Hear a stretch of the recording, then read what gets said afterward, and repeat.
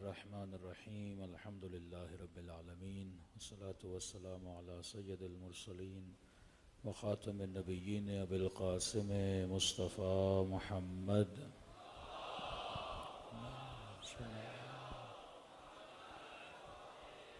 وعلی آلہ الطیبین الطاہرین المعصومین سیما بقیۃ اللہ فی الارضین اما بعد فقد قال سبحانہ وتعالی فی محکم کتابہ بسم اللہ الرحمن الرحیم یا ایہا الذین آمنوا اتقوا اللہ وکونوا مع الصادقین صلوات پڑھیں محمد وعلی محمد۔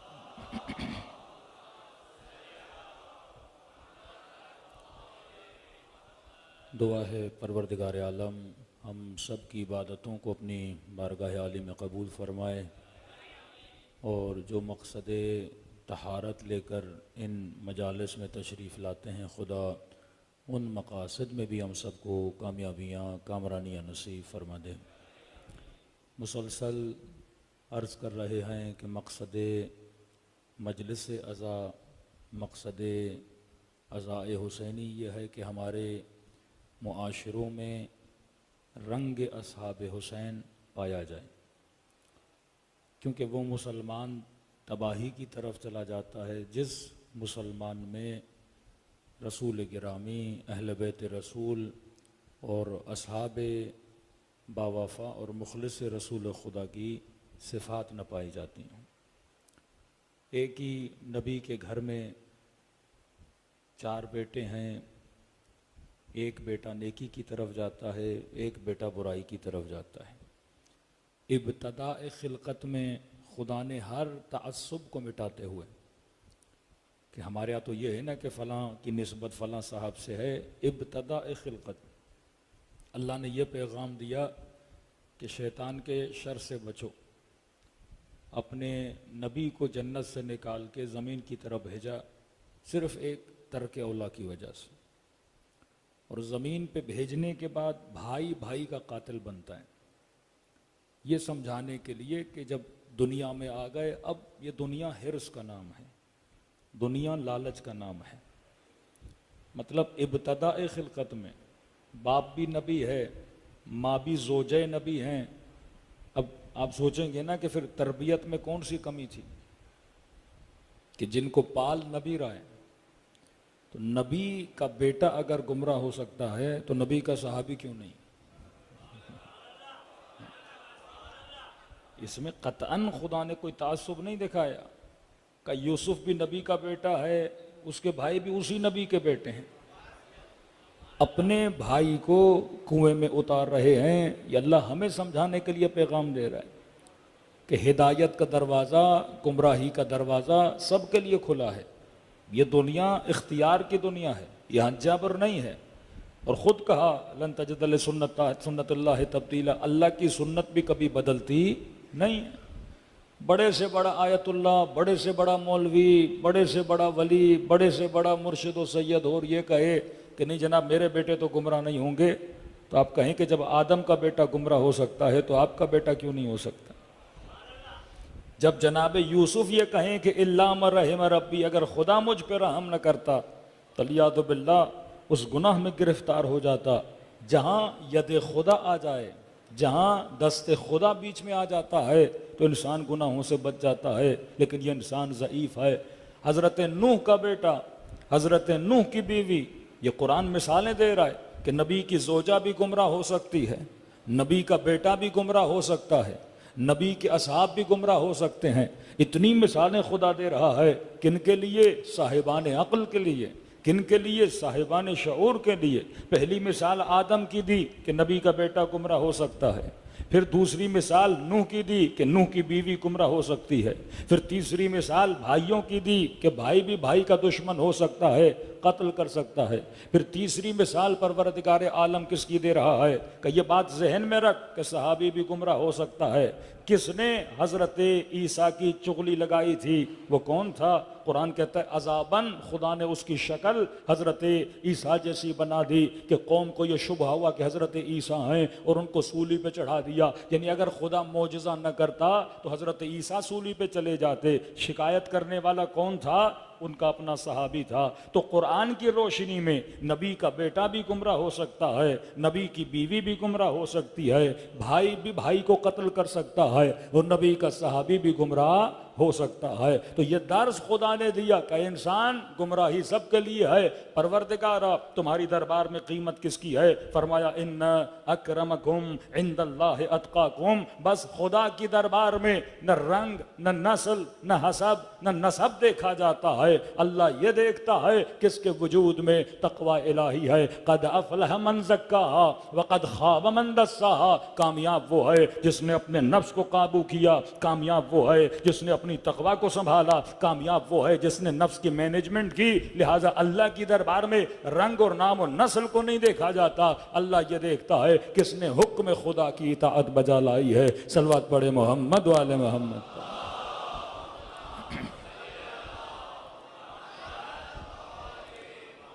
کہ میں کہتا ہوں شکر خدا ادا کرو کہ اہل بیت علیہ الصلوۃ والسلام نے آپ کے لیے ایک لائن کھینچی ہے. اللہ کے رسول نے اہل بیت کے مکتب والوں کو ہر طرح کی کنفیوژن سے باہر نکال دیا کہ آج ہمارے لیے دو رائے نہیں ہے کہ جناب گمراہی کیا ہے, ہدایت کیا ہے, کس کا ساتھ دینا ہے, کس کا ساتھ نہیں دینا, کس سے محبت کرنی ہے, کس سے نہیں کرنی, کس پہ لعنت بھیجنی ہے, کس پہ نہیں بھیجنی. ہم کلیئر ہیں کہ لعنتی کون ہے, ہم کلیئر ہیں کہ رحمت والے کون ہیں. یا اصحاب امام میں سے ہیں, اور رسول خدا کے اصحاب میں سے ایک صحابی کا واقعہ ہے میدان کربلا میں. کہتا ہے شیعت علی شیعت رحمان و شیعت آل زیاد شیعت شیطان. علی کے شیعہ شیعہ رحمان ہیں اور شیعہ آل زیاد شیعہ شیطان ہیں. اتنا کلیئر مائنڈ ہونا کہ واقعاً میں نے جان کس پہ قربان کرنی ہے. میں کل ہی کسی انہی متعصبوں میں سے ایک متعصب کا انٹرویو سن رہا تھا. اچھا انٹرویو لینے والے جوان نے اس کو پھنسایا, کہا کہ یزید برا تھا, کہاں برا تھا, یزید نے ظلم کیا, کہاں ظلم کیا, کبھی لعنت بھیج, کہ نہیں ہم لعنت نہیں بھیجتے. یہ فیصل آباد کے ظہیر الاسلام پتہ نہیں جن کی شکلوں پر بھی خدا نے پھٹکار ڈالی ہوئی ہے کہ یعنی اتنا پتہ ہے کہ ظالم ہے کہ یہ کب نبی نے کہا ہے کہ لعنت بھیجنا, ہمارے مکتب میں تبرہ نہیں ہے. میں نے پچھلے سال بتایا, ارے قرآن کی ابتدا ہی تبرہ سے ہوتی ہے, ابتدا قرآن ہی تبرہ سے. ہر مسلمان بسم اللہ الرحمن الرحیم پڑھنے سے پہلے کیا پڑھتا ہے؟ اعوذ باللہ من الشیطان اللعین الرجیم. اے خدا کس پہ لعنت کر؟ شیطان لعین الرجیم پر. یہ پچھلے سال شاید آپ کو میں نے بتایا تھا. یہ فکر کی بات ہے. اب کسی بھی مفتی اور مولوی یا مسلمان سے پوچھ لیجئے یہ لعنت کس پر ہے؟ شیطان پر. شیطان کون؟ شیطان صفت ہے نا, حالانکہ ذہنوں میں ابلیس ہے, لیکن لعنت شیطان پر ہے. ہونا تو یہ چاہیے کہ اعوذ باللہ من الابلیس الرجیم, اے خدا ابلیس پہ لعنت کر, لیکن کہا نہیں. کس پہ لعنت؟ شیطان پہ لعنت. کیونکہ ابلیس جب تک ابلیس تھا لعنت نہیں تھی, جس دن شیطان بنا اس دن لعنت آ گئی.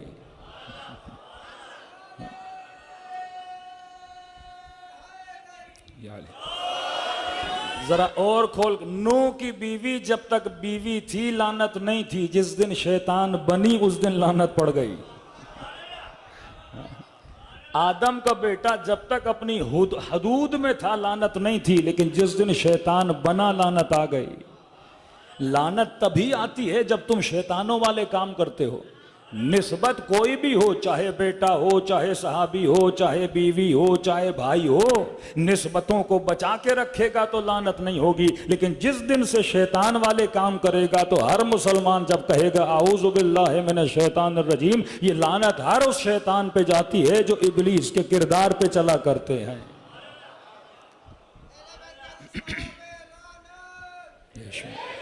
خدا ہمیشہ قرآن میں صفت بتاتا ہے. یہ قرآن بے وقوفوں کے لیے نہیں آیا, یہ قرآن ہدن للمتقین ہے, یہ قرآن اولی الالباب کے لیے ہے جو صاحبان عقل ہے. ورنہ بے وقوف خوارج جیسے پڑھتے رہیں گے ہدایت نہیں ملے گی.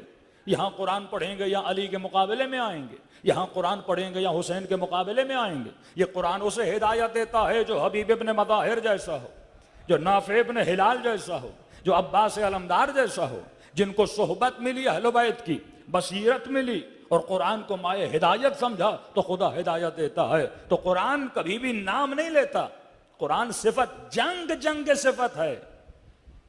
تبھی آغا آوینی کہتے ہیں کہ عیشیو کبھی بھی تاریخ والے امام حسین کو صرف یاد نہ کرو، کہیں ایسا نہ ہو کہ تم شخصیات کو صرف تاریخ کا ایک حصہ سمجھ کے، جس طرح قومیں اپنے بہادروں کا ذکر کیا کرتی ہیں کہ فلاں بادشاہ بڑا بہادر تھا، فلاں جناب بڑا بہادر تھا، لیکن سوال یہ ہے کہ اس کی بہادری تیرے وجود کے اندر کتنی ہے؟ اگر حسین کو زندہ رکھنا ہے تو صفات حسین کو اپنے اندر زندہ رکھو، اگر قیام حسین کو زندہ رکھنا ہے تو قوموں کے اندر قیام حسین کی سوچ کو پیدا کرو، کیونکہ ہم مردہ اماموں کے ماننے والے نہیں ہیں، ہم زندہ امام کے ماننے والے ہیں۔ اے حبیب وَإِذَا رَأَوُا التِّجَارَةَ أَوْ لَهْوًا انفَضُّوا إِلَيْهِ وَتَرَكُوكَ قَائِمًا۔ اے حبیب جب یہ تجارت کو دیکھتے ہیں قائمہ، تو کھڑا رہا اور یہ تجارت کو دیکھ کے چلے گئے۔ تو امام ہمیشہ قائم ہوتا ہے، امام کبھی بھی قائد نہیں ہوتا، قائم ہوتا ہے، کھڑا رہتا ہے۔ تبھی ہم نے کہا ہمارا مولا پردے غیب میں ہے، مطلب وہ امام قائم ہے، آج وہ بھی صدا دے رہا ہے۔ تو جنگ صفت ہے۔ آج بھی کسی بندے پہ ظلم ہوتا ہے، وہ چاہے سیاستدان ہو، وہ چاہے عام بندہ ہو، ظالم کو آج بھی لوگ کیا بولتے ہیں؟ ارے آپ تو یزیدی ہو، اور خود مظلوم ہو جاتے ہیں تو کیا بولتے ہیں؟ ہم حسینی ہیں۔ تو دنیا صفت کو یاد کر رہی ہے، صفت کا تعلق شیعہ اور سنی سے نہیں ہے۔ اچھی صفت اگر کافر میں بھی ہو تو قابل تعریف ہے، بری صفت اگر اپنے میں بھی ہو تو قابل تعریف نہیں ہے۔ تبھی میرے چھٹے امام امام جعفر صادق علیہ الصلوۃ والسلام مولا کے پاس ایک شخص آیا، امام نے کہا ان فعل القبیح قبیح، اے میرے چاہنے والے فعل قبیح قبیح ہے، کوئی بھی کرے، برا کام برا ہے، کوئی بھی انجام دے، یہودی بھی کرے تو برا، مکتب اہل بیت والا بھی کرے برا، غیر مکتب اہل بیت والا بھی کرے برا۔ مثلا کوئی بندہ کسی کو قتل کرے یہ برا کام ہے، کسی کی چوری کرے یہ برا کام ہے، کسی کا مال کھائے یہ برا کام ہے، پیسے لے کے کسی مومن کو واپس نہ کرے یہ برا کام ہے، بد اخلاقی کرے یہ برا کام ہے۔ فرمایا برا کام برا ہے، فعل القبیح قبیح، قبیح کام قبیح ہوتا ہے، لیکن اگر تجھ سے سرزد ہو اقبح ہے اور برا ہے، کیونکہ تو جعفر صادق کا ماننے والا ہے۔ دنیا برا کام کرے برا ہے، لیکن اگر ہمارے چاہنے والا برا کام کرے تو وہ برا نہیں بلکہ سب سے برا ہے، کیونکہ تم اس مکتب میں بیٹھے ہو جس نے کم از کم یہ تمیز تو سکھائی ہے کہ حق کیا ہوتا ہے، باطل کیا ہوتا ہے۔ تو میرے عزیز اللہ کا شکر ہے کہ آپ کے ذہن کھلے ہوئے ہیں۔ یہ جو آج اصطلاح کفار استعمال کرتے ہیں نا بے حیائی کے لیے کہ براڈ مائنڈڈ، جو جتنا بے حیا وہ اتنا براڈ مائنڈڈ، دراصل براڈ مائنڈڈ وہ ہے جس انسان کو حق و باطل کی پہچان ہو۔ امام حسین فرماتے ہیں اگر مسلمان نہیں ہو تو کم از کم احرار تو بنو، آزاد تو بنو، فکروں کو اپنی غلامی سے آزاد تو کرو، کم از کم اپنی فطرت کی طرف رجوع تو کرو کہ تمہیں پتا چلے کہ حق کیا ہے باطل کیا ہے۔ واللہ آج ہمارا 10 سال کا بچہ کنفیوز نہیں ہے کہ مجھے لعنت کس پہ کرنی ہے کس پہ نہیں کرنی، اور اتنی کتابیں پڑھنے کے بعد مدرسوں میں بیٹھ کر بھی جب ان سے پوچھا جاتا ہے کہ یزید پہ لعنت بھیجیں نہ بھیجیں، یہ آج تک کنفیوز ہیں کہ یزید قابل لعنت ہے یا قابل تعریف ہے۔ یہ کرم امام حسین ہے کہ حسین نے تجھے درس اخلاق بھی دیا اور راہ حقیقت کا پتہ بھی بتایا۔ صلوات پڑھے محمد و آل محمد۔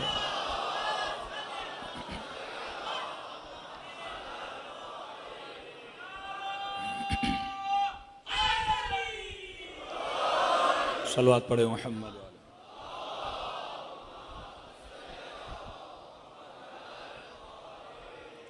تو ایک صفت آج تمام کرنے پر آ رہے ہیں، وہ تھی صفت بصیرت۔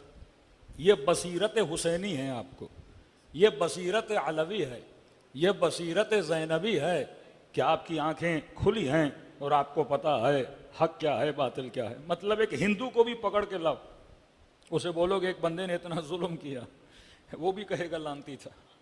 ایک کرسچن کو پکڑ کے لاؤ اور بولو فلاں بندے نے اتنا ظلم کیا، وہ بھی کہے گا لانتی تھا۔ تو یہ تو ایسے ہیں کہ ان سے جب پوچھا جائے گا کہ فلسطین پہ اتنا ظلم ہو رہا ہے تو یہ تو یہی کہیں گے نا کہ بھائی ہم یہودیوں پہ بھی لعنت نہیں بھیجتے۔ مطلب کوئی ہمارے ابا کو گالی دے کر چلا جائے، کوئی ہمارے بچے کو مار کے چلا جائے، نہیں ہم تو کسی کو گالی، ہم تو کسی پہ لعنت نہیں بھیجیں گے۔ لعنت کا مطلب گالی نہیں ہے، گالی کی مذمت ہے اسلام میں، لیکن لعنت کی تعریف ہے۔ لعنت کا مطلب جو بندہ لعنتی ہوتا ہے اس کا مطلب وہ اللہ کی رحمت سے دور ہے۔ صلوات جس پہ آتی ہے مطلب اس پہ اللہ کی رحمت نازل ہوتی ہے۔ تو اللہ نے کیا کہا کہ اے مسلمانوں، ان اللہ و ملائکتہ یصلون علی النبی یا ایھا الذین آمنوا صلوا علیہ وسلموا تسلیما۔ صلوات پڑھے محمد و آل محمد۔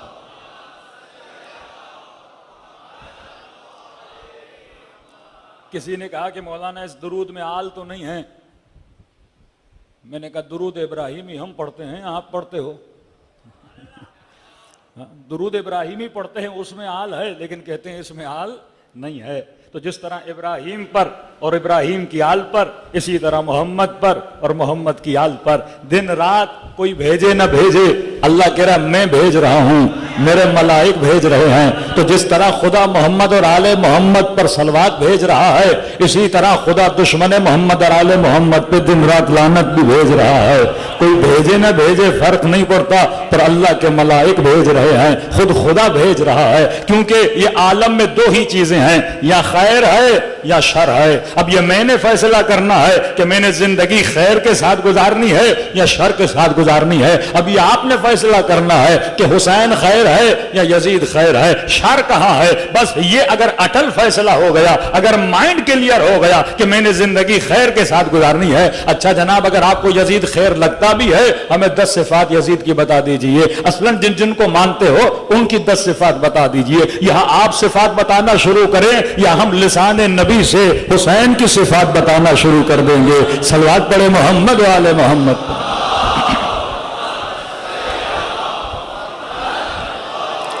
محمد وعجل فرجہم۔ اب جگہ جگہ بہانے ڈھونڈ ڈھونڈ کر اگر کسی کو بچانا ہو، لیکن انسان نے ماننا ہی نہیں ہے۔ مطلب شیطان کو اللہ سمجھا رہا ہے، مان نہیں رہا۔ اور کسی شیعہ عالم کو بولے کہ مولانا آپ ان ظہیر الہی والوں کو سمجھائیں، بھائی جب شیطان خدا سے نہ سمجھا، یہ شیعہ مولویوں سے کیا سمجھیں گے؟ قرآن بھی پڑھا جائے، جب دلوں پہ مہر لگ جائے تو انسان کو کبھی ہدایت نہیں ملتی۔ ضد سب سے بڑی بیماری ہے۔ جب انسان ضد پہ آتا ہے نا، ابھی تک شیطان ضد پہ اٹکا ہوا ہے۔ اللہ کہتا ہے با فضیلت بننا ہے، قیاس آرائیاں نہ کیا کرو۔ کہتے ہیں نا جب جناب ہانی ابن عروہ ابن زیاد کے سامنے آیا، یہ ملعون کھانا کھا رہا تھا، ہاتھ دھو رہا تھا، کہانی ابن عروہ یہ کہاں کا انصاف ہے کہ امامت بس بنو ہاشم میں ہوگی؟ ہم نے کیا بگاڑا کہ علی امام ہوگا، علی کا بیٹا امام ہوگا، اس کا بھائی امام ہوگا، یعنی 12 کے 12 امام بنو ہاشم میں، کہ ہم نے کیا بگاڑا؟ تو جناب ہانی نے کہا کہ یہ اللہ کی مرضی، جہاں چاہے جس گھر کو عزت دے، جس کو ولی بنائے۔ یہ ہمارا کام نہیں ہے، یہ اللہ کا کام ہے۔ کس شجر کو شجر مبارکہ بناتا ہے اور کون سا شجر شجر ملعونہ بن جاتا ہے، یہ کمالات اللہ کی طرف سے۔ اب یہ بھی نہیں کہ مثلا امام حسین کے 2 بیٹے ہیں، 4 بیٹے ہیں، سب امام بنے، نہیں۔ اللہ کی مرضی ہے کہ وہ معدن رسالت کس کو بناتا ہے، اللہ کی مرضی ہے محبت الوحی کس کو بناتا ہے، اللہ کی مرضی ہے وہ علم لدنی کس کو عطا کرتا ہے۔ اب یہاں پہ ضد پہ لوگ آ جاتے تھے کہ ہمیں کیوں نہیں ملا۔ رسول خدا نے مسجد کے سارے دروازے بند کروائے، صرف امیر المومنین کا دروازہ کھلا رکھا۔ یہ آیت کہ ان هو الا وحی یوحی، میرا حبیب اپنی مرضی سے کچھ بھی نہیں کہتا۔ والنجم اذا هوى ما ضل صاحبكم وما غوى، یعنی خدا کہہ رہا ہے کہ میرا حبیب کبھی گمراہ نہیں ہوا، یہ جو کہتا اللہ۔ اس کا شان نزول دیکھیں، جب امیر المؤمنین کا دروازہ کھلا رکھا اور سب کے دروازے بند کیے تو اعتراض اٹھا، یا رسول اللہ یہ کیا کر رہے ہیں، ساری فضیلتیں اپنے چچا زاد کو دے رہے ہیں، اپنے داماد کو دے رہے ہیں۔ کہتے اس وقت نبی بڑے دکھی ہوئے کہ مجھ پر اعتراض کر رہے ہیں، تو اللہ نے آیت کو نازل کیا کہ میرے حبیب اپنی مرضی سے کچھ بھی نہیں کرتے، یہ جو فضیلتیں علی کو دے رہے ہیں یہ اللہ کی مرضی سے دے رہے ہیں۔ صلوات پڑھے محمد وآل محمد پر۔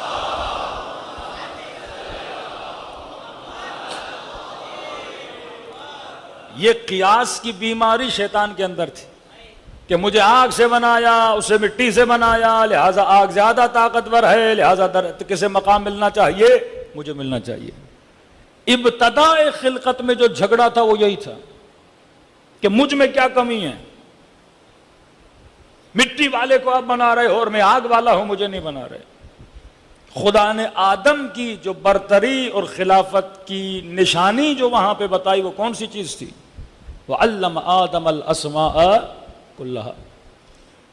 ملائکوں نے بھی سوال کیا، دو طرح کے، ایک لڑائی والا اعتراض ہوتا ہے، ایک آپ سوال کرتے ہو اپنی معلومات کو بڑھانے کے لیے۔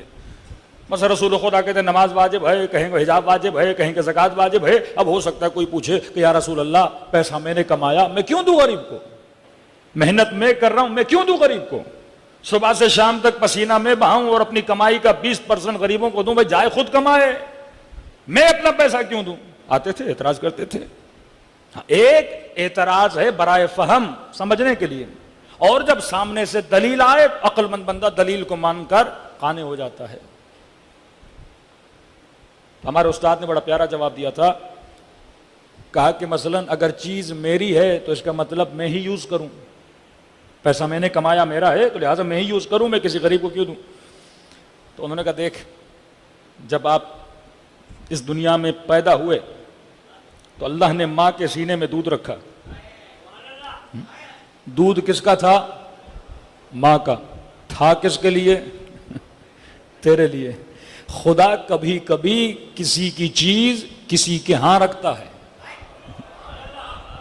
دودھ ماں کے سینے میں، پر ماں کا نہیں ہے، نہ ہی ماں کے کام کا ہے، دودھ دیا بچے کے لیے۔ تبھی فرمایا خدا نے غریبوں کی دولت امیروں کے مال میں رکھی ہوئی ہے، وہ چاہتا ہے تمہارے ہاتھ سے کس کو ملے؟ غریب کو ملے۔ یہ ایک الگ ٹاپک ہے، رزق اور مال کا ٹاپک، پچھلے سال شاید پڑھ چکا۔ تو فرمایا یہ اللہ کی مصلحتیں ہوتی ہیں، کبھی کبھی میرا رزق کسی اور کے ہاتھوں میں رکھتا ہے۔ بچہ پیدا ہوا، دودھ ماں کے سینے میں رکھا، اب ماں آکڑ کے کھڑی ہو جائے، بھائی یہ تو میرے سینے میں ہے، بچے کے لیے جا کے اب سوکھا دودھ لے کر آ جاؤ، تو وہ دودھ کس کے لیے ہے؟ وہ دودھ بچے کے لیے ہے۔ اب انسان کی عقل ہونی چاہیے کہ اگر خدا کوئی چیز مجھے دے رہا ہے، کیا یہ میرے کام کی ہے یا کسی اور کے کام کی ہے؟ اگر آپ کے اکاؤنٹ میں 1 کروڑ روپیہ پڑا ہوا ہے، 50 کروڑ پڑے ہیں، 50 لاکھ پڑے ہیں، میرے مہینے کا خرچہ مثلا 2 لاکھ روپے ہے، اور مجھے پتا ہے بچوں کے سارے خراجات نکالنے کے بعد بھی پھر بھی میرا پیسہ بچ رہا ہے، تو عقل ہونی چاہیے یہ جو بچ رہا ہے یہ میرے لیے نہیں بچ رہا، یہ اس کے لیے ہے جس کے مہینے کا خرچہ نہیں ہے، جس کو کھانے کے لیے کھانا نہیں ہے۔ اگر میرے پیٹ میں آدھے کلو کی جگہ ہے اور میرے سفرے پہ مثلا 3 کلو کھانا پڑا ہوا ہے، تو عقل مند بندہ یہ سوچتا ہے کہ جناب میں تو آدھا کلو کھاؤں گا اور 2.5 کلو اگر پڑ گیا تو یہ سڑ جائے گا، یہ جل جائے گا اور یہ خراب ہو جائے گا۔ تو عقل مند بندہ وہ 2.5 کلو اس بندے کو دیتا ہے جس بندے کے پیٹ میں آدھے کلو کی جگہ تو ہے لیکن اس کے پاس آدھا کلو کھانا نہیں ہے۔ تو خدا نے اس کا کھانا تیرے سفرے پہ رکھا ہے، اب کہا ہے تو تیرا، لیکن جب تو اسے دے گا تو میں تجھے بھی ثواب دوں گا اور آخرت میں اس کے بدلے میں تجھے 10 گنا کر کے رزق عطا کروں گا۔ صلوات پڑھے محمد وآل محمد۔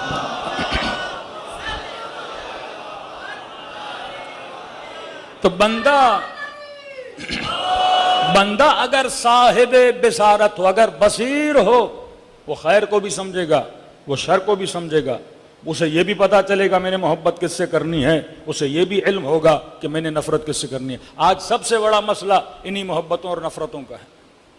ہم کبھی کبھی ایسوں سے محبت کرتے ہیں جن سے محبت نہیں کرتے۔ انسان کبھی کبھی ظالم سے محبت کرنے لگتے ہیں، جوان کبھی کبھی ایکٹروں سے محبت کرنے لگتے ہیں، سیلیبریٹیز سے محبت کرنے لگتے ہیں کہ مولانا میرے بچے کو فلاں فٹ بالر بڑا پسند ہے، فلاں ایکٹر بڑا پسند ہے۔ یہ غلط محبت ہے کہ یہی نہیں پتا کہ میں نے محبت کس سے۔ ہاں لائک کرنا اور ہے، کوئی اچھا کھیلتا ہے آپ کہتے اس کا کھیل مجھے پسند ہے، کوئی اچھا بولتا ہے آپ کہتے ہو اس کا بولنا مجھے بڑا پسند ہے، کوئی شعر و شاعری کرتا ہے آپ کہو کہ اس کا ہنر مجھے بڑا پسند ہے۔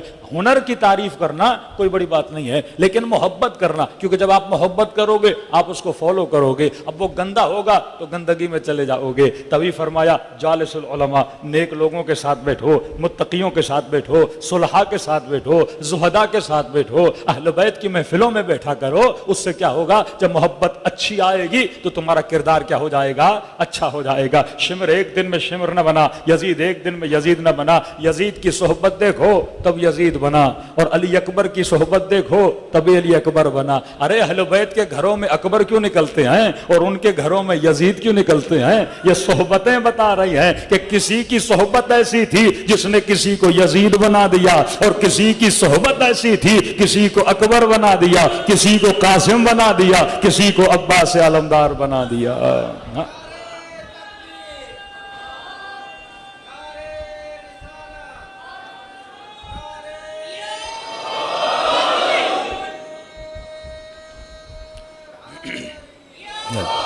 دیکھیے بندہ اگر بابصیر و سوچنا چاہیے نا، چلیے آپ کہیں بڑے اچھے لوگ تھے تو ان کی صحبتوں میں اتنے برے لوگ کیوں نکل رہے ہیں؟ ابن زیاد جیسے، ابن سعد جیسے، شمر جیسے، حرملہ جیسے، یزید جیسے۔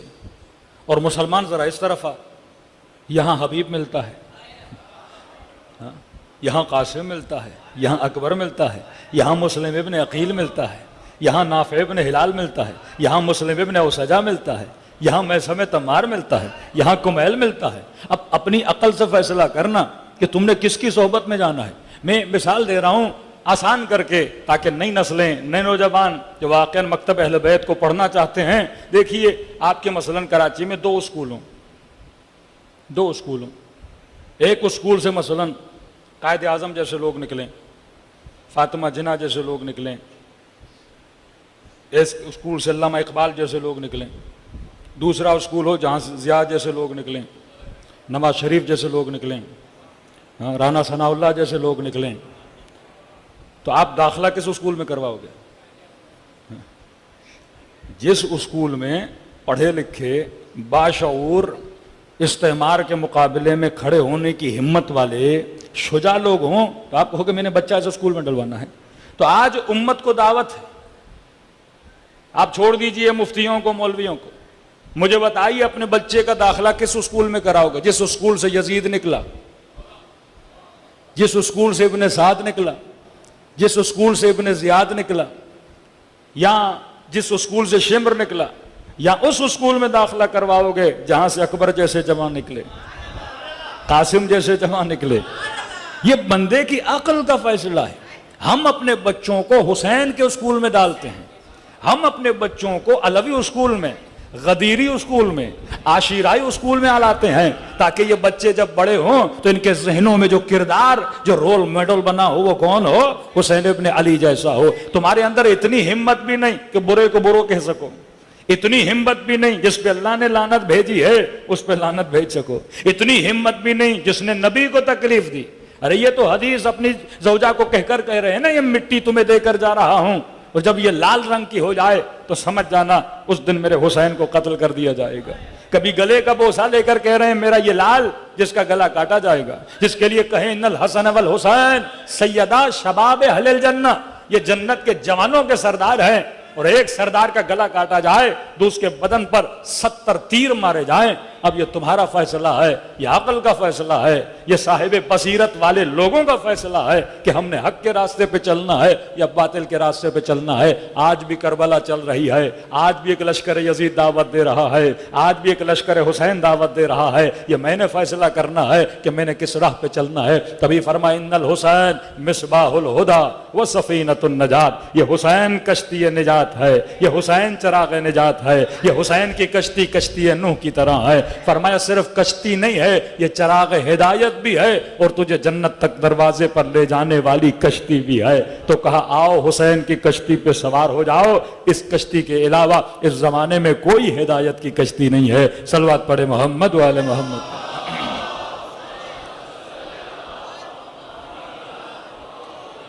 اور ایک الزام جو دشمن نے لگایا کسی اور کو بچانے کے لیے کہ خود ہی مارا اور خود ہی حسین پہ گریہ کر رہے ہیں.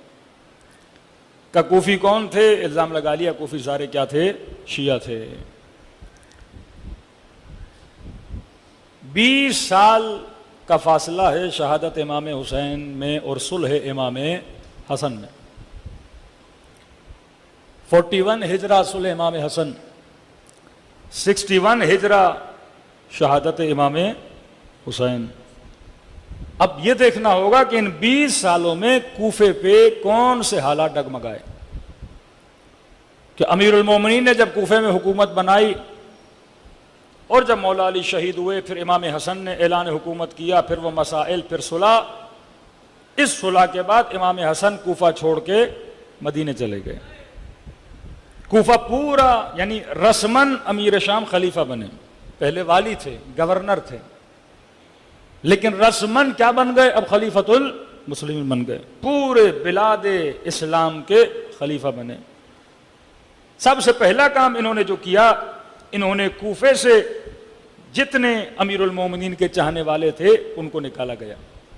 کہ تاریخ لکھتی ہے 50,000 کے قریب شیعوں کو تبعید کیا گیا. اور اس زمانے میں جتنے گورنر انہوں نے رکھے وہ سارے مخالف اہل بیت علیہ الصلوۃ والسلام، جن میں مثلا مغیرۃ ابن سعید، عبداللہ ابن عمرو عاص، عبداللہ ابن خالد، یہ وہ لوگ ہیں، یا زیاد ابن ابی، یہ سارے وہ تھے جو امیر المومنین کے مخالف، مکتب علی کے مخالف. کہ صرف محرم کے 2 دن پہلے 28 ذی الحجہ کو جناب محسن تمار کو شہید کر دیا جاتا ہے. لسٹ بہت بڑی ہے جن کو شہید کر دیا گیا، میں صرف چند کا نام لے رہا ہوں.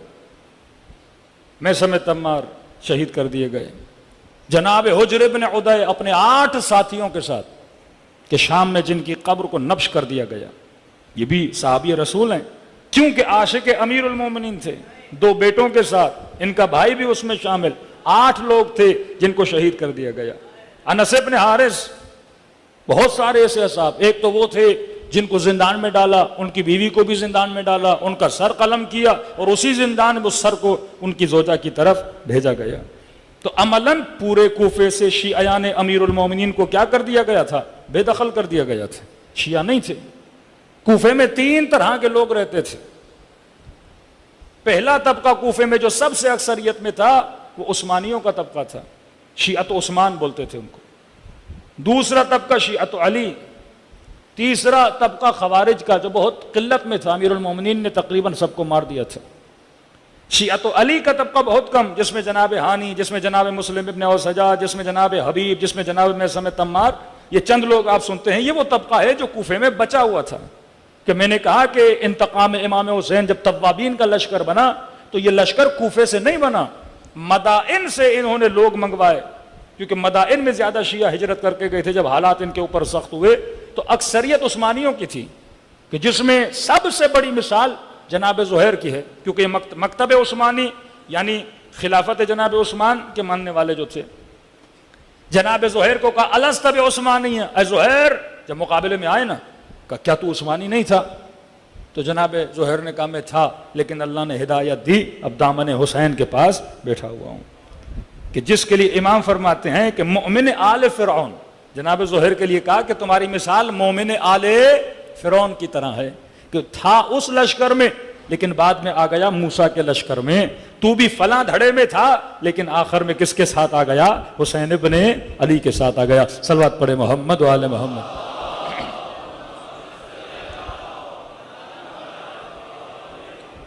تو یہ دیکھنا ضروری ہے عثمانیوں کی صفت کیا تھی. یہ بڑے جذباتی ہوتے تھے. یہی لوگ امام علی ابن ابی طالب کے لشکر میں کہ مولا کو کہتے تھے جنگ پہ بھی چلیے، اور جب وقت آتا تھا وہی تلواریں اٹھا کے امیر المومنین کے گلے پہ. امام حسن کو کہا چلیے جنگ پر. مولا حسن اب چلنا چاہتے ہیں، پھر بیچ میں بہت جلدی پھسل بھی جاتے تھے اور مسلح امام حسن کے نیچے سے کھینچ لیے. امام حسین کو خط بھی لکھا اب آئیے ہم آپ کی مدد کریں گے، لیکن ابن زیاد نے کہا کہ میں تمہارا جو سبسڈی ہے وہ ساری بند کر دوں گا. اور جب پہلا مسجد میں منبر پر خطبہ دیا اس خطبے کی وجہ سے یہ سارے ڈر گئے، اور جملے بس یہ تھے کہ میں ایسی فصلیں دیکھ رہا ہوں جو کٹنے کے لیے تیار ہیں۔ گندم کی فصل تیار ہو جاتی ہے نا، کب کٹنے کے لیے تیار ہے، لوگوں کی طرف اشارہ کیا، ان کے سروں کی طرف، کہ ایسی فصلیں دیکھ رہا ہوں جو کٹنے کے لیے تیار ہیں۔ اب لہذا اہل کوفہ نے زیاد ابن ابی کا زمانہ، ابن خالد کا زمانہ، ابن عمرو عاص کا زمانہ دیکھا ہوا تھا، ان کو پتا تھا کہ یہ جب ظلم کرنے پر آتے ہیں یہ دریغ نہیں کرتے، وہ سارے ڈر گئے، تو لہذا کہا کہ ہم ساتھ نہیں دیتے۔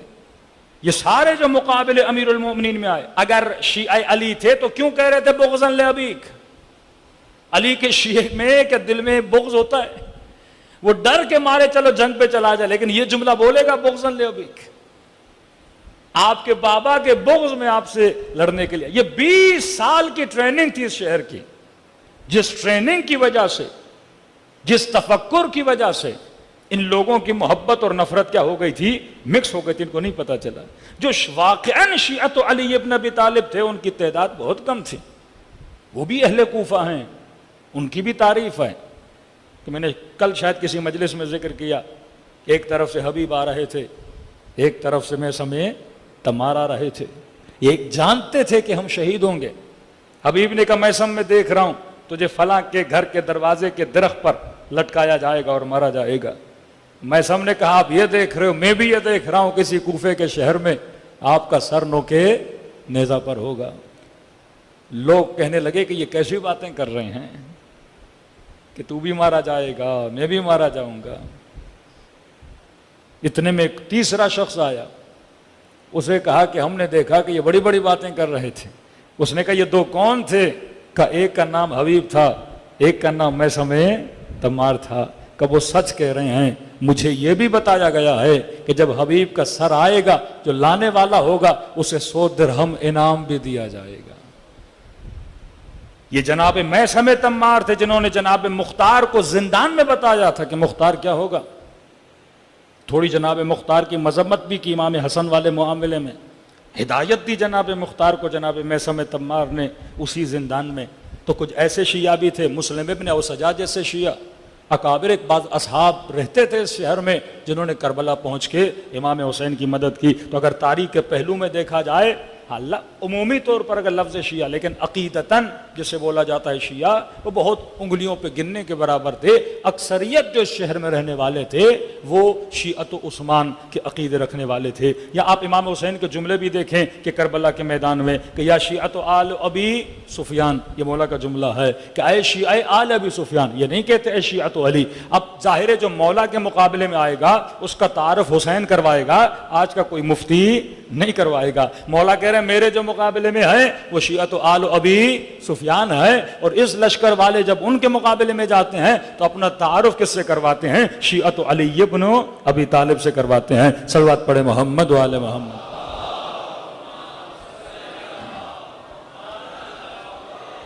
بس ایک صفت جو شیعت علی ابن ابی طالب کی صفت، پہلی صفت بصیرت، وقت کم ہے۔ دوسری صفت کیا ہے؟ ایکسپٹنس آف ولایت، ولایت پذیری۔ اگر ہمارے وجود میں ولایت اہل بیت کی ایکسپٹنس نہیں تو ہم شیعہ نہیں۔ ایکسپٹ ولایت کا مطلب صرف نعرہ مارنا نہیں ہے کہ میں نعرہ ماروں تو محمد والے محمد کا شیعہ بن جاؤں گا، اب وہ پارٹ آف شیعہ ہے۔ ہمارے جوانوں کو صرف خطبہ غدیر کی ایک لائن سنائی جاتی ہے، من کنت مولا ہو فہذا علی مولا، لیکن اس پورے خطبے کو پڑھنا چاہیے کہ فرماتے ہیں کہ اہل بیت اپنے بچوں کو 2 خطبے یاد کرواتے تھے، ایک خطبہ غدیر، دوسرا خطبہ فدق۔ یعنی بنو ہاشم کے بچوں میں سے سب کو یہ 2 چیزیں یاد ہوتی تھیں، خطبہ غدیر اور خطبہ فدق۔ جب آپ غدیر کا خطبہ پڑھتے ہیں، ابتدا اللہ کی اطاعت، امر بالمعروف نہی عن المنکر، ادا واجبات، محرمات سے بچنا، زکوٰۃ کا دینا، حج کا کرنا، نماز کا پڑھنا، آخر میں آ کے رسول کہتے ہیں کہ من کنت مولا ہو فہذا علی مولا۔ اسی طرح جناب سیدہ کا خطبہ پڑھیں، نماز کا ذکر، روزے کا ذکر، زکوٰۃ کا ذکر، توحید الہی کا ذکر، آخر میں جناب سید اپنے مطالبے پر آتی ہیں मतलब اگر ولایت اہل بیت کے ماننے والے ہو، جب تک ادا واجبات نہیں اور نہی عن المنکرات نہیں، تب تک ولایت ہوتی نہیں ہے. کہ کسی نے امیر المومنین کو کہا کہ مولا میں آپ کا شیعہ ہوں، امام نے کہا مجھے تمہارے اندر اپنی ولایت نظر نہیں آتی. کہ مولا میں نے رسول کے بعد پہلا خلیفہ آپ کو مانا. کہ میں مانتا ہوں کہ تو مجھے پہلا خلیفہ مانتا ہے، لیکن بات ہے ولایت کی، مجھے تمہارے اندر اپنی ولایت نظر، ایکسپٹنس آف ولایت نظر نہیں آتی. کہ مولا میں سمجھا نہیں. کہ ولایت کا مطلب ہے حکومت. ایکسپٹنس آف ولایت کا مطلب جو علی کی حکومت کو مانے.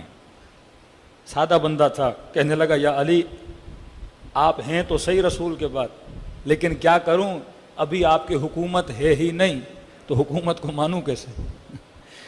اس کے ذہن میں یہ تھا کہ مولا جب تک تخت پہ نہیں آتے جب تک علی کی حکومت نہیں ہے. ہاں میں مانتا ہوں آپ خلیفہ برحق ہیں رسول کے بعد، لیکن آپ کو حکومت ملی تو نہیں، میں مانوں کیسے؟ امام فرماتے ہیں یہ تخت و تاج کی حکومت علی کی نظروں میں مچھر کے پر کے برابر بھی نہیں ہے. ہماری جوتی کی قیمت ان حکومتوں سے زیادہ ہے. کبھی حیوان کے ناک کے پانی کی مثال دی کہ اس کی قیمت بارزش ہے ان حکومت ہائے دنیا اور کرسی ہائے دنیا کے برابر میں. کہ ہماری ولایت کا مطلب یہ تخت و تاج و حکومت نہیں. ہر وہ بندہ جو کہتا ہے علی بن ابی طالب کی ولایت کو مانتا ہے، کہ تو اپنے دل پر اپنے وجود پر میری حکومت کو مان، نافذ کر. نفاذ حکومت امیر المؤمنین میرے بدن پر، نفاذ حکومت امیر المؤمنین میری آنکھوں پر، نفاذ حکومت امیر المؤمنین میری زبان پر، میرے کانوں پر، میری شکم پر. فرمایا تیرے دل پہ مجھے اپنی ولایت نظر نہیں آتی، شیطان کی ولایت نظر آتی ہے. سورہ یاسین کی آیت پڑھیے کہ اے مسلمانوں انہو لکم عدو مبین، یہ تمہارا سب سے بڑا کھلم کھلا دشمن ہے. یا دوسری آیت من اتخذ الہہ ہوا، جس نے اپنا الہ اپنی ہوا و ہوس نفس کو بنایا. یہ خدا مسلمان کو کہہ رہا ہے جو دن رات کلمہ پڑھتا ہے، زبان سے تو کہتا ہے میرا الہ اللہ ہے، لیکن کہا نہیں ان کے دلوں پر الہ میں نہیں، الہ کون بنا ہوا ہے؟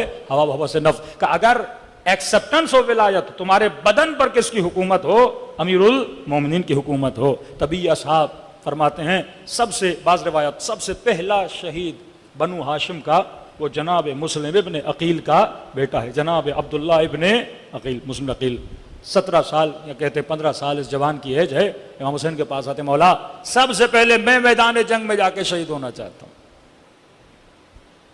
امام نے کہا کہ تمہارے خاندان سے ایک شہید آ چکا ہے. یہ فرزندان عقیل 10 کے قریب فرزندان عقیل کربلا میں شہید ہوئے ہیں. بہت بڑا مقام ان کا. 10 کے قریب شہداء ہیں جناب عقیل کی نسل میں سے کربلا کے میدان میں. اس نے کہا مولا میں چاہتا ہوں کہ میں آپ کی نظروں کے سامنے شہید ہوں اور آپ کے ہاتھوں میں میرا بدن ہو. یعنی آپ دیکھیں جب اصرار کیا تو امام حسین نے سے میدان بھیجا. روایت کے جملے حسین دیکھتے رہے اور یہ جوان لڑتا رہا. کہتے ہیں ایک تیر اس کی طرف آیا اور اس نے اس تیر کو ہاتھ سے روکنا چاہا لیکن تیر رکا نہیں. اس کا ہاتھ اور اس کی جبیں تیر نے اتنا زخم گہرا کیا کہ دونوں آپس میں مل گئے اور یہ زمین پہ گر پڑے اور امام حسین اس کے جنازے پر گئے. تو یہ وہ تھے جن کے وجود میں کمپلیٹلی ایکسپٹنس آف ولایت تھی. کل میں نے کسی مجلس میں ذکر کیا کہ آدھی رات کو امام حسین علیہ الصلوۃ والسلام جب ٹہلنے لگے اپنے خیام کے پیچھے تو جناب نافع ابن ہلال کہتے ہیں مجھے ایک سایہ نظر آیا. تو میں نے یہ سوچا شاید یہ کوئی دشمن نہ ہو کہ پیچھے سے حملہ کر دے، لہٰذا میں اس سایہ کے پیچھے گیا. جب آگے بڑھا تو مجھے پتا چلا یہ سایہ کسی اور کا نہیں، یہ میرے آقا امام حسین کا سایہ ہے. اب میں نے کہا کہ یہ نہیں کہ مولا کی جاسوسی کروں، میں پیچھے چلا کہیں دشمن حملہ نہ کر دیں. تھوڑا آگے بڑھا تو امام حسین نے کہا نافع تم ہو؟ میں نے کہا جی مولا. کہ میرے پیچھے کیوں آ رہے ہو؟ کہ مولا پیچھے نہیں آ رہا، یہ خوف ہے کہ دشمن آپ پہ حملہ نہ کر دے.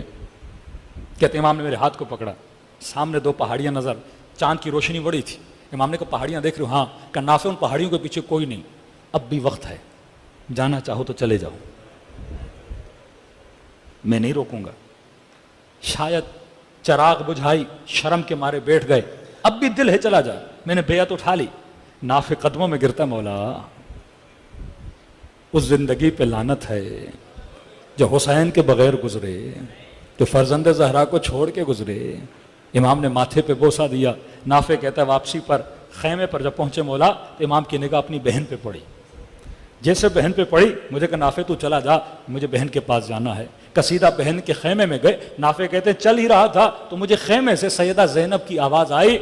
न चाहते हुए एक आवाज़ कानों पे पड़ी कि जब हुसैन से मिली कहने लगी हुसैन मैं परेशान हूं, कहीं ऐसा ना हो तेरे साथी तुझे छोड़ के चले जाएं। इमाम ने कहा बहन मुझे इत्मीनान है अपने साथियों पर। नाफे कहता है दौड़ा दौड़ा हबीब के पास गया। हबीब जहरा की बेटी परेशान है, एक्सेप्टेंस ऑफ विलायत। हबीब ने सबको जमा किया, आके सैयदा के खेमे के सामने बैठे, कहने लगे जहरा की बेटी जब तक जिंदा है तेरे भाई पर आंच नहीं आने देंगे, एक तीर भी हुसैन तक नहीं आएगा। वल्लाह मुस्लिम इब्न औसजा जब हुसैन नमाज पढ़ रहे थे कहते इसने सारे तीर अपने बदन पे ले लिए। जनाब सईद कहते हैं या हुसैन की नमाज को बचाने के लिए अपने बदन को छलनी करा दिया। ये एक्सेप्टेंस ऑफ विलायत अगर हमारे वजूद में आ जाए कि मौला जब तक हम जिंदा है शरीयत पर आंच नहीं आने देंगे, दीन खुदा पे आंच नहीं आने देंगे, इस तरह दिफा करेंगे जिस तरह सैयदा ज़ैनब ने किया। वक्त बहुत गुजर चुका, दिलों को करबला की तरफ रवाना करें, सलाम करें उन ज़ात हाय मुबारक पर जिन्होंने अपना सब कुछ राह खुदा में लुटा दिया। अस्सलाम अलल हुसैन व अला अली इब्नुल हुसैन व अला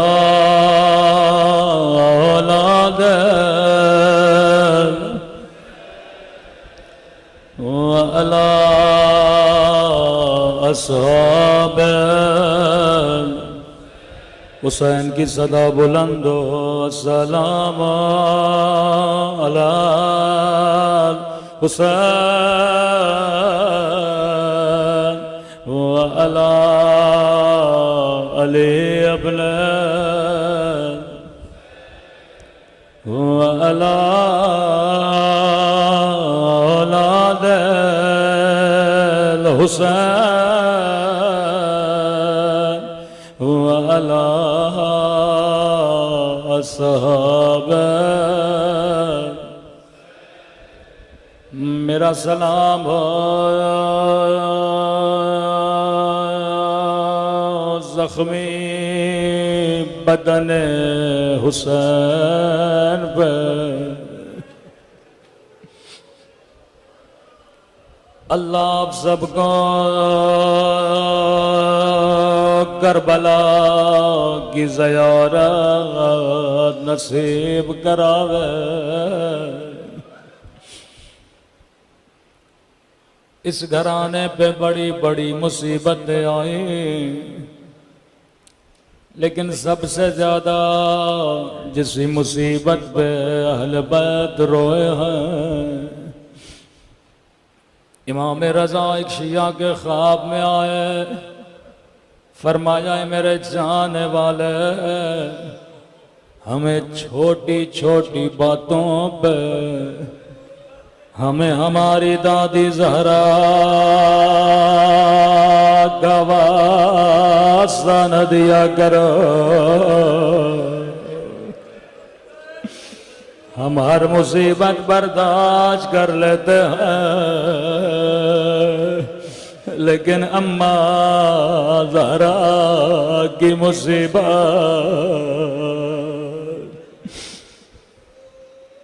तारीख में कई मुसीबतें ऐसी हैं जो मिलती जुलती हैं।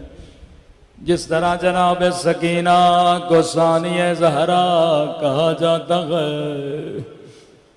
शबाहतें हैं कि सैयदा भी बाबा के बाद ज्यादा जिंदा न रही, सकीना भी बाबा के बाद ज्यादा जिंदा न रही। سیدہ نے اتنی مصیبتیں جھیلی کہ جوانی میں کمر جھک گئی. سکینہ نے اتنی مصیبتیں اٹھائی کہ بچپن میں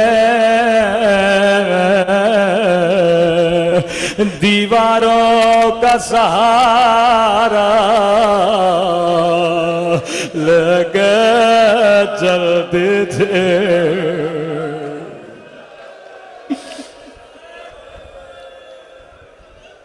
کئی مصیبتیں سیدہ کی شہداء کربلا والوں سے ملتی ہیں.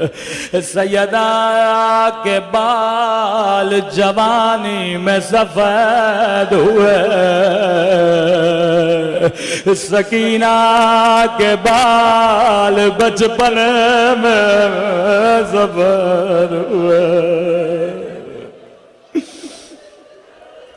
کئی شباہتیں ملتی جلتی ہیں, لیکن ایک سیدہ کی شباہت کربلا کے ایک یتیم بچے سے ملتی ہے.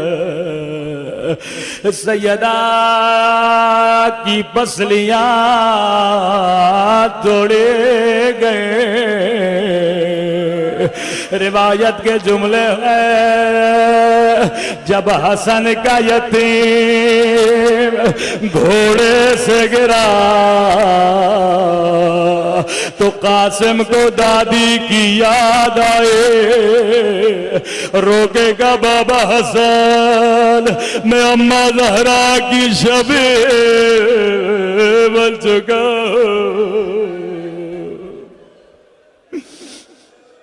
دائیں طرف کی پسلیاں بائیں طرف چلے گئے. کربلا کا جو بھی شہید جب گھوڑے سے گرا, روایت کے جملے ہیں سب حسین کو صدا دے رہے تھے, لیکن قاسم 14 سال کا جوان کہتے جب گھوڑے سے گرے حسین کو آواز نہیں دے. روکے گا اماں میں گھوڑے سے گر گیا.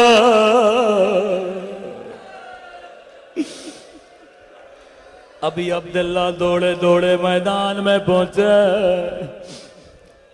بعض علماء فرماتے ہیں دائیں طرف دیکھا کہیں قاسم نظر نہیں آئے, بائیں طرف دیکھا کہیں قاسم نظر نہیں آئے. آواز دے کے کہا قاسم اماموں کے کہہ رہا ہوں مجھے آواز دو. ایک مرتبہ دائیں طرف سے آواز آئی جی میرے مولا. بائیں طرف سے آواز آئی جی میرے مولا. مولا حسین